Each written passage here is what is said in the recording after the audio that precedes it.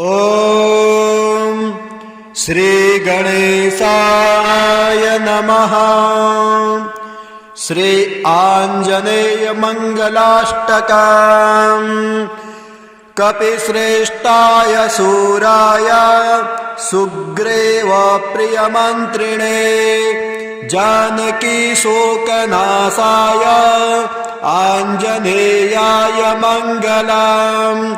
मनोवेगाय उग्राय कालनेमि विदारिणे लक्ष्मण प्राणदात्रे च आञ्जनेयाय मङ्गलम्। महाबलाय शान्ताय दुर्दण्डे बन्धमोचना मैरावण विनाशाय आञ्जनेयाय मङ्गलम्। पर्वतायुधहस्ताय राक्षः कुलविनाशिने श्रीरामपादभक्ताय आञ्जनेयाय मङ्गलम्।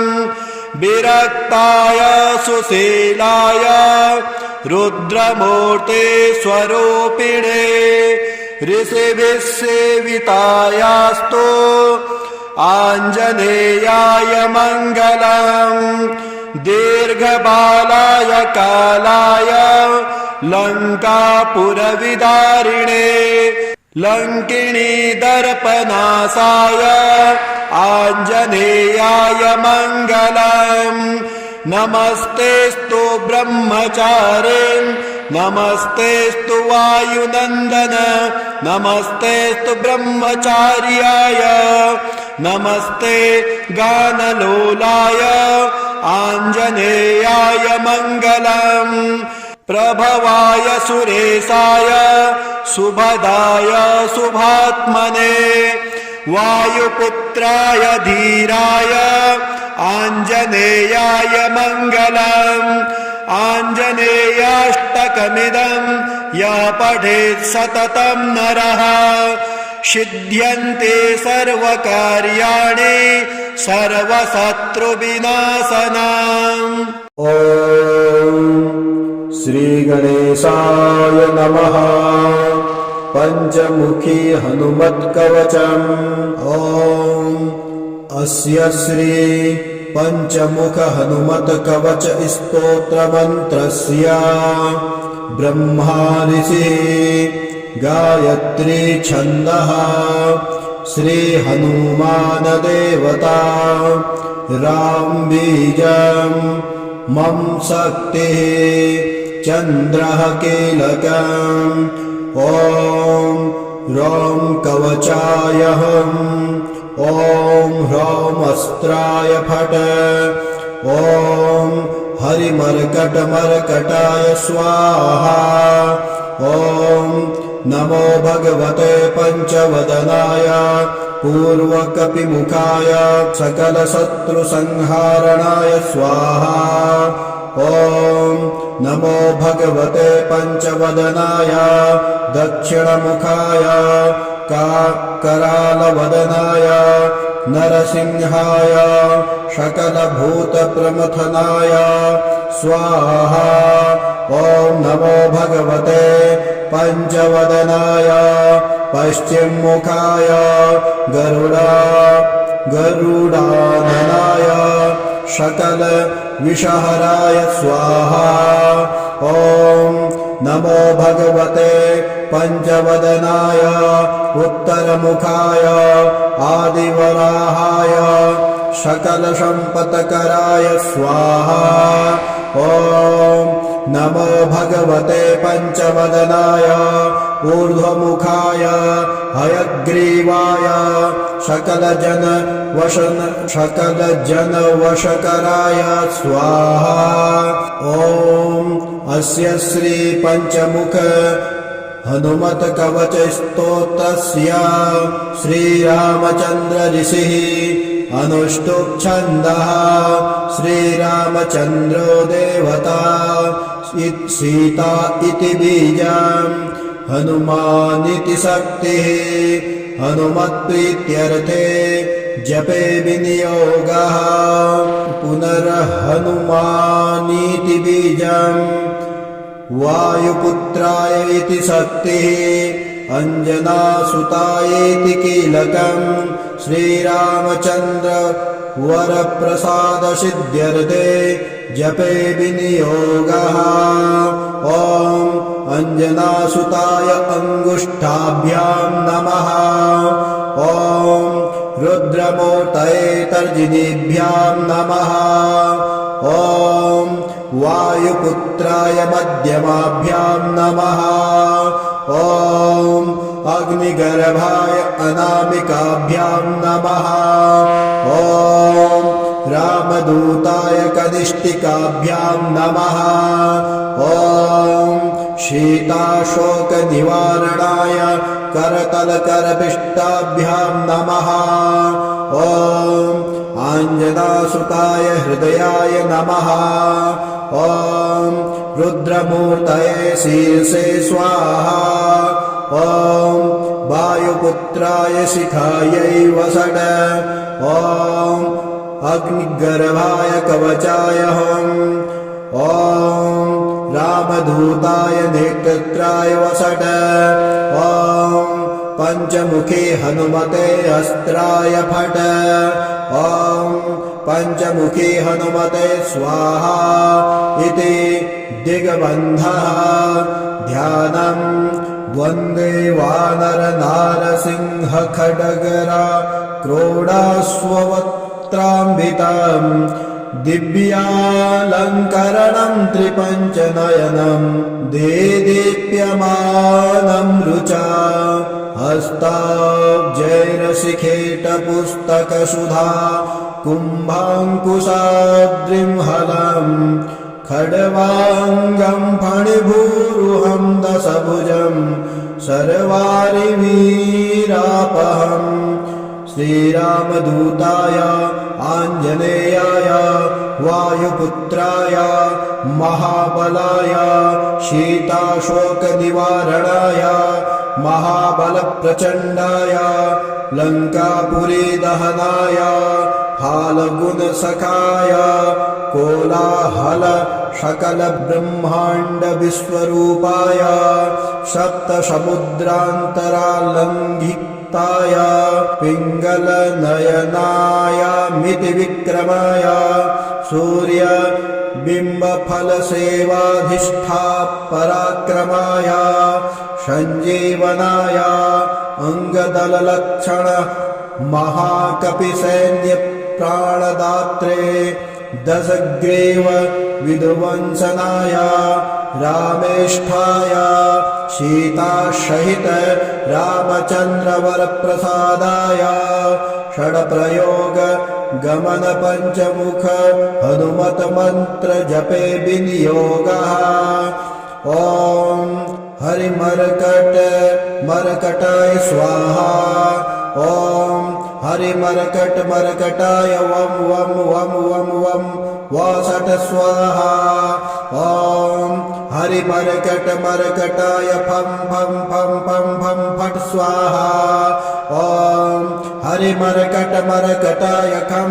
खं खं खं खं मारणाय स्वाहा ॐ हरिमर्कट मर्कटाय ठं ठं ठं ठं ठं स्तंभाय स्वाहा ॐ हरिमर्कट मर्कटाय डम डम डम डम डम आकर्षणाय सकल संपत्कराय पंचमुखी वीर हनुमते स्वाहा ॐ ठम डम डम डम डम कूर्ममूर्तये पंचमुखी हनुमते परयंत्र परतंत्रोच्चाटनाय स्वाहा ॐ कं खं गं घं ङं छं छं जं झं यं टं ठं डं ढं णं तं थं धं धं नं पं फं भं भं मं यं रं लं वं शं शं शं हं छ स्वाहा इति बीजम् ॐ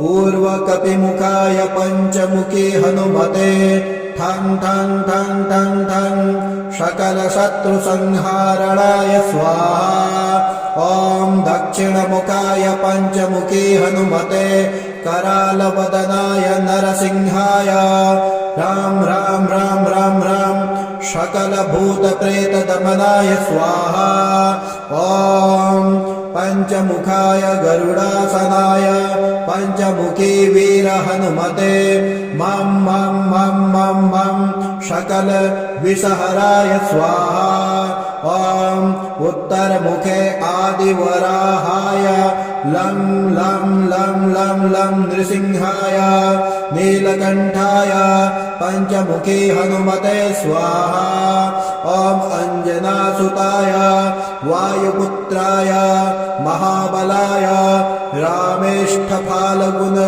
सखाय सीताशोकनिवारणाय लक्ष्मणप्राणरक्षकाय कपिसैन्यप्रकाशाय दशग्रीव भीमानन्दनाय श्रीरामचन्द्र वरप्रसादकाय महावीर्याय प्रथम ब्रह्माण्डनायकाय पञ्चमुखी हनुमते भूत प्रेत पिशाच ब्रह्मराक्षस डाकिनी साकिनी अंतरिक्षग्रह परयंत्र परतंत्र सर्वग्रहोच्चाटनाय सकल शत्रु संहारणाय पंचमुख हनुमद्वर प्रसादाय सर्वरक्षकाय जं जं जं जं स्वाहा पठित्वेदं तु कवचं महान्तं कवचं पठेत् एकवारं पठे नित्यं सर्वशत्रुनिवारणं द्विवारं तु पठे नित्यं पुत्रपौत्र प्रवर्धनं त्रिवारं पठते नित्यं सर्वसम्पत्करं परं चतुर्वारं पठे नित्यं सर्वमर्त्यशङ्करं पञ्चवारं पठे नित्यं सर्वरोगनिवारणं षड्वारं तु पठे नित्यं सर्वदेववशीकरं सप्तवारं पठे नित्यं सर्वकामार्थसिद्धिदम् अष्टवारं पठे नित्यं सर्वसौभाग्यदायकम् नववारं पठे नित्यं सर्वैश्वर्यप्रसादकम् दशवारं पठे नित्यं त्रैलोक्यज्ञानदर्शनम् एकादशं पठे नित्यं सर्वसिद्धि लभेन्नरः कवचं स्मृतिमात्रेण महालक्ष्मी फलप्रदम् तस्मात् च प्रयता भाव्यं कार्यं हनुमता प्रियम् बाले समैरविभक्सि लियो तब तेन हो लोक भयो अधियारो ताहि सूत्रास भयो जग को यह संकट काहू सो जात न तारो देवन आनी करी बिनती तब छाड़ी दियो रवि कष्ट निवारो को नहीं जानत है जग में कपि संकट मोचन नाम तिहारो बाले के त्रास कपि बस गिर जाते महाप्रभु पंथ निहारो चौके महामुनि साप दियो तब चाहिए कौन बिचारी बिचारो कैद रूप लिवाय महाप्रभु सो तुम दास के सो के निवारो को नहीं जानत है जग में कपि संकट मोचन नाम तिहारो अंगद के संग लेने गए सिया खोजे कपिस यह बैनी उचारो जीवत ना बची हाँ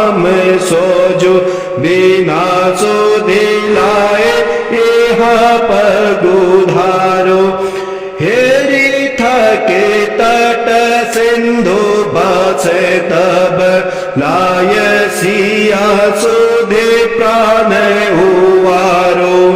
को नहीं जानते हैं जग में कपि संकट मोचन नाम तिहारो। ताहि समय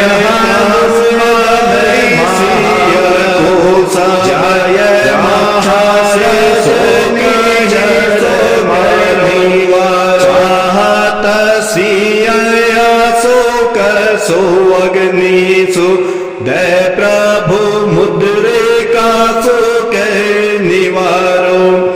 को नहीं जानते हैं जग में कपि संकट मोचन नाम तिहारो। बाण लाग्यो उर लक्ष्मण के तब प्राण तजसु रावण मारो। लग्रह वैद्य सुसेन समेत तब गृद्रोण सुबीर उवारो। आनि संजीवन हाथ दाई तब लक्ष्मण के तुम प्राण उवारो। को नहीं जानते हैं जग में कपि संकट मोचन नाम तिहारो। रावण युद्ध आजान कियो तब नाग की फांसी सब सिय डारो।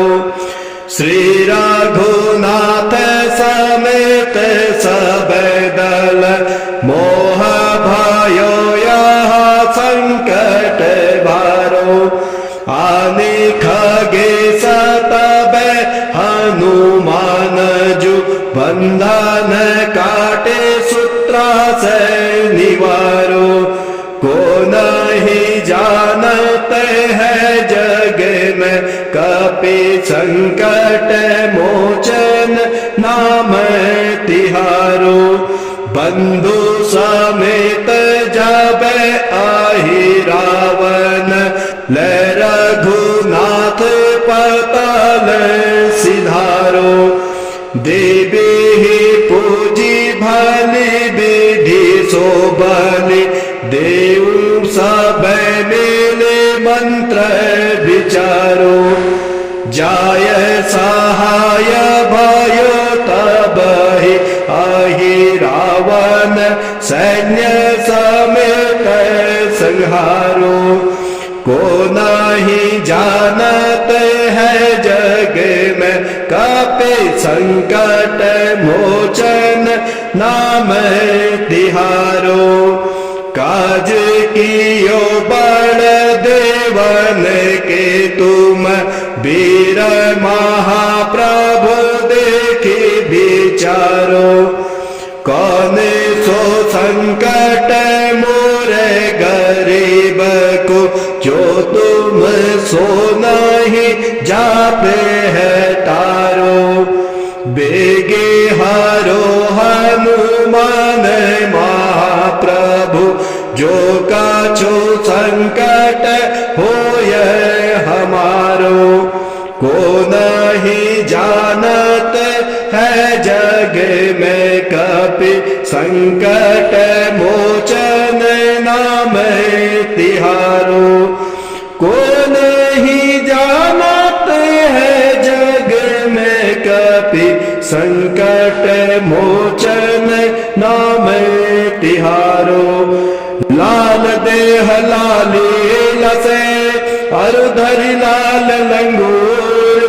वज्र देह दानव दलना जय जय जय कपिसूर। सियावर रामचंद्र की जय। उमापति महादेव की जय। महावीर बजरंग बली की जय। ओम श्री गणेशाय नमः। श्री आंजनेय मंगलाष्टकम् कपिश्रेष्ठाय शूराय सुग्रीवप्रियमन्त्रिणे जानकीशोकनाशाय आञ्जनेयाय मङ्गलम् मनोवेगाय उग्राय कालनेमि विदारिणे लक्ष्मणप्राणदात्रे च आञ्जनेयाय मङ्गलम् महाबलाय शान्ताय दुर्दण्डे बन्धमोचना रावणविनाशाय आञ्जनेयाय मङ्गलम् पर्वतायुधहस्ताय राक्षसकुलविनाशिने श्रीरामपादभक्ताय आञ्जनेयाय मङ्गलम् विरक्ताय सुशीलाय रुद्रमूर्ते स्वरूपिणे ऋषिभिः सेवितायास्तु आञ्जनेयाय मङ्गलम् दीर्घबालाय कालाय लङ्कापुरविदारिणे लङ्किणी दर्पनाशाय आञ्जनेयाय मङ्गलम् नमस्तेस्तु ब्रह्मचारे नमस्तेस्तु वायुनन्दन नमस्तेस्तु ब्रह्मचार्याय नमस्ते गानलोलाय आञ्जनेयाय मङ्गलम् प्रभवाय सुरेशाय सुभदाय शुभात्मने वायुपुत्राय धीराय आञ्जनेयाय मङ्गलम् आञ्जनेयाष्टकमिदं य पठेत् सततं नरः सिद्ध्यन्ते सर्वकार्याणि सर्वशत्रुविनाशनम्। ॐ श्रीगणेशाय नमः। पञ्चमुखी हनुमत्कवचम्। ॐ अस्य श्री पञ्चमुख हनुमत्कवच स्तोत्रमन्त्रस्य ब्रह्मा ऋषिः गायत्री छन्दः श्री हनुमान देवता राम बीजं मम शक्तिः चन्द्रः कीलकम् ॐ ह्रौं कवचाय हम् ॐ ह्रौं अस्त्राय फट् ॐ हरिमर्कटमर्कटाय स्वाहा ॐ नमो भगवते पञ्चवदनाय पूर्वकपिमुखाय सकलशत्रुसंहारणाय स्वाहा ॐ नमो भगवते पञ्चवदनाय दक्षिणमुखाय करालवदनाय नरसिंहाय सकलभूतप्रमथनाय स्वाहा ॐ नमो भगवते पञ्चवदनाय पश्चिममुखाय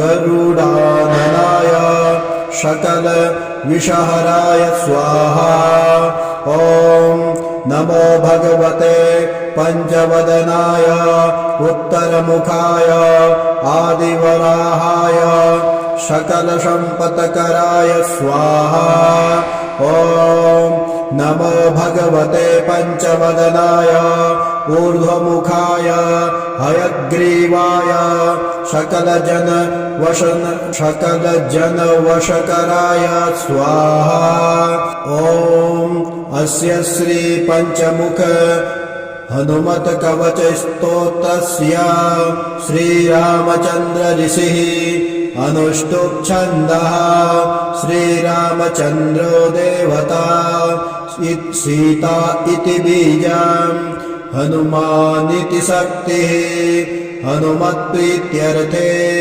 जपे विनियोगः पुनर्हनुमानीति बीजम् वायुपुत्राय इति शक्तिः अंजनासुतायेति कीलकम् श्रीरामचन्द्र वरप्रसादसिद्ध्यर्थे जपे विनियोगः। ॐ अञ्जनासुताय अङ्गुष्ठाभ्यां नमः। ॐ रुद्रमूर्तये तर्जिनीभ्यां नमः। ॐ वायुपुत्राय मध्यमाभ्यां नमः। ॐ अग्निगर्भाय अनामिकाभ्यां नमः। ॐ रामदूताय कनिष्ठिकाभ्यां नमः। ॐ शीताशोकनिवारणाय करतलकरपिष्टाभ्यां नमः। ॐ आञ्जनासुताय हृदयाय नमः। ॐ रुद्रमूर्तये शीर्षे स्वाहा। ॐ वायुपुत्राय शिखायै वसट। ॐ अग्निगर्भाय कवचाय हं।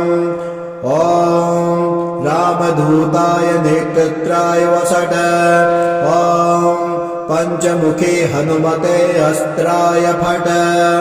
ॐ पञ्चमुखी हनुमते स्वाहा इति दिग्बन्धः।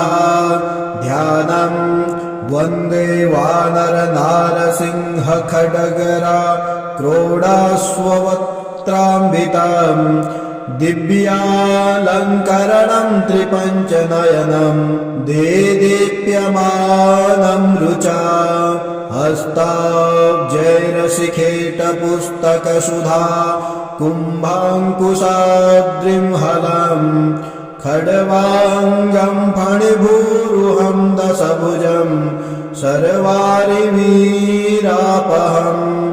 श्रीरामदूताय आञ्जनेयाय वायुपुत्राय महाबलाय शीताशोकनिवारणाय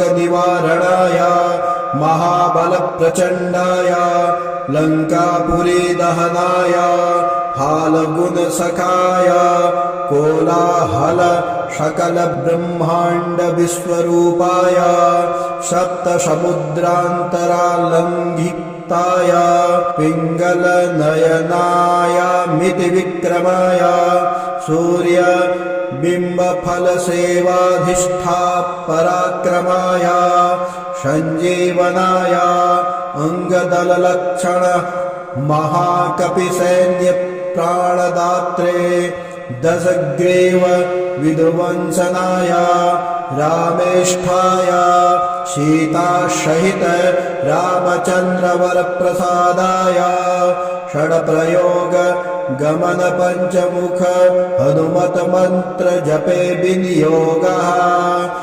ॐ हरिमर्कट मर्कटाय स्वाहा। ॐ हरिमर्कट मर्कटाय वं वं वं वं वं वसट स्वाहा। ॐ हरिमर्कट मर्कटाय फं फं फं फं फं फट स्वाहा। ॐ हरिमर्कट मर्कटाय खं खं खं खं खं मारणाय स्वाहा। ॐ हरिमर्कट मर्कटाय ठं ठं ठं ठं ठं स्तम्भाय स्वाहा। ॐ हरिमर्कट मर्कटाय डं डं डं डं डं आकर्षणाय सकलसम्पत्कराय पञ्चमुखी वीर हनुमते स्वाहा। ॐ ठं डं डं डं डं कूर्ममूर्तये पञ्चमुखी हनुमते परयन्त्र परतन्त्रोच्चाटनाय स्वाहा। ॐ कं खं गं घं ङं छं छं जं झं यं टं ठं डं ढं णं तं थं धं धं नं पं फं भं भं मं यं रं लं वं शं शं शं हं छ स्वाहा इति बीजम्। ॐ पूर्वकपिमुखाय पञ्चमुखी हनुमते ठं ठं ठं ठं ठं सकलशत्रुसंहारणाय स्वाहा। ॐ दक्षिणमुखाय पञ्चमुखी हनुमते करालवदनाय नरसिंहाय राम राम राम राम राम सकलभूतप्रेतदमनाय स्वाहा। ॐ पञ्चमुखाय गरुडासनाय पञ्चमुखी वीर हनुमते मं मं मं मं मं शकल विषहराय स्वाहा। ॐ उत्तरमुखे आदिवराहाय लं लं लं लं लं नृसिंहाय नीलकण्ठाय पञ्चमुखी हनुमते स्वाहा। ॐ अञ्जनासुताय वायुपुत्राय महाबलाय रामेष्ठफाल्गुन सखाय सीताशोकनिवारणाय लक्ष्मणप्राणरक्षकाय कपिसैन्यप्रकाशाय दशग्रीव भीमानन्दनाय श्रीरामचन्द्र वरप्रसादकाय महावीर्याय प्रथम ब्रह्माण्डनायकाय पञ्चमुखी हनुमते भूत प्रेत पिशाच ब्रह्मराक्षस डाकिनी साकिनी अंतरिक्षग्रह परयंत्र परतंत्र सर्वग्रहोच्चाटनाय सकल शत्रु संहारणाय पंचमुख हनुमद्वर प्रसादाय सर्वरक्षकाय जं जं जं जं स्वाहा। पठित्वेदं तु कवचं महान्तं कवचं पठेत् एकवारं पठे नित्यं सर्वशत्रुनिवारणं द्विवारं तु पठे नित्यं पुत्रपौत्र प्रवर्धनं त्रिवारं पठते नित्यं सर्वसम्पत्करं परं चतुर्वारं पठे नित्यं सर्वमर्त्यशङ्करं पञ्चवारं पठे नित्यं सर्वरोगनिवारणं षड्वारं तु पठे नित्यं सर्वदेववशीकरं सप्तवारं पठे नित्यं सर्वकामार्थसिद्धिदम् अष्टवारं पठे नित्यं सर्वसौभाग्यदायकम् नववारं पठे नित्यं सर्वैश्वर्यप्रसादकम् दशवारं पठे नित्यं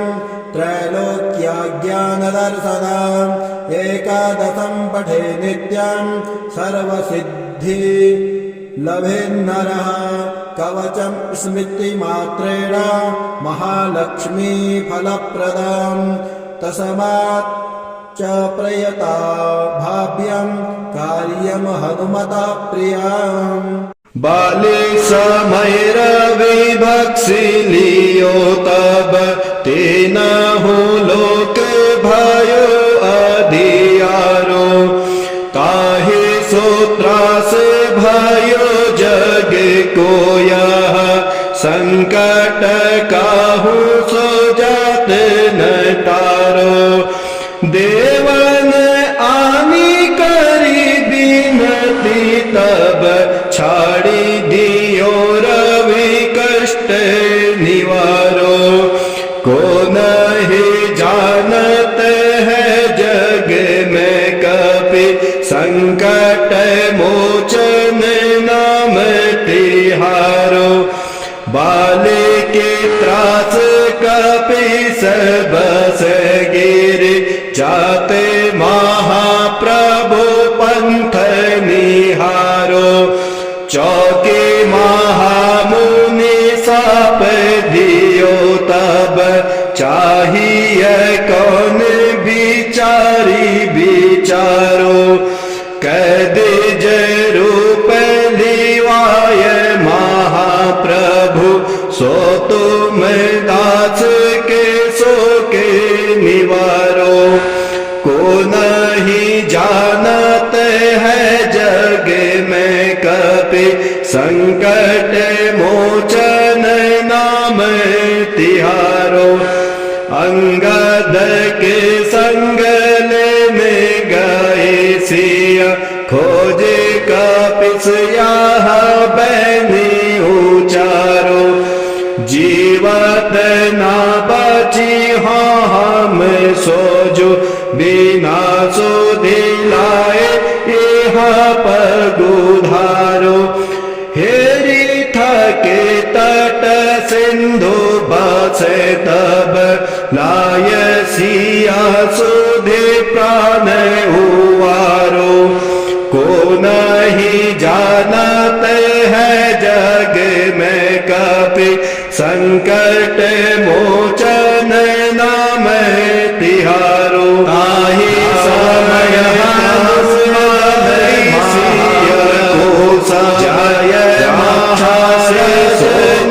जय चाहत सिया शोक सो अग्नि सु दे प्रभु मुद्रिका सुख निवारो।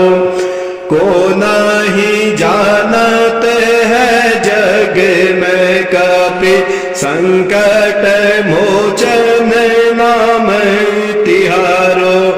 बान लाग्यो उर लक्ष्मण के तब प्राण तजय सुत रावण मारो।